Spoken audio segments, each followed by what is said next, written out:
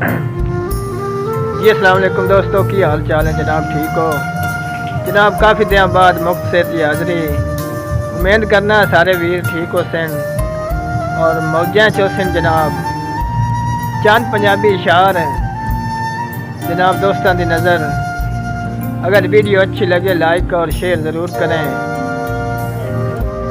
कि मुक वंजना है मेला जिंदगी दा, इसके ताई लग्या है राणा। और जेड़ा फजरी खैर दा चढ़दा है उस आखिर शाम नू लाना। ते है अगले पार तू दोपहरा ताई सजना दा उठना बाना। चौथे रोज हयात ता सजना नू असा याद भी कोई नहीं राना।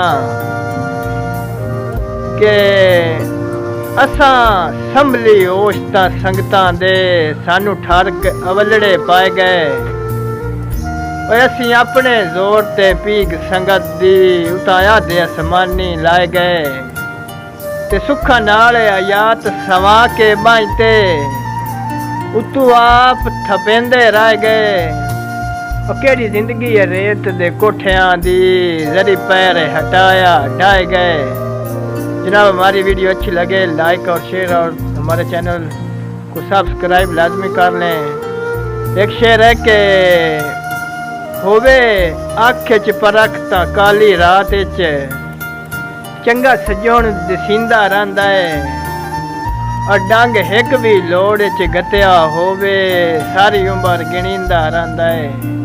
ते है ठीक है अखाण सियाणिया दा जेड़ा आम सुनींदा रहिंदा है। और मच्छी एक शहराज खराब होवे सारा जाल पुणींदा रहिंदा है। मच्छी एक शहराज खराब होवे सारा जाल पुणींदा रहिंदा है। के तोबा तोबा इंज दे दौरन शक्लो साध ते अंदरू चोरन। और मैं भी आबेद सोची बतना जे तुहानू हो रहन तां सानू हो रहन। मैं भी आबेद सोची बतना जे तुहानू हो रहन तां सानू भी हो रहन। मेहरबानी जनाब।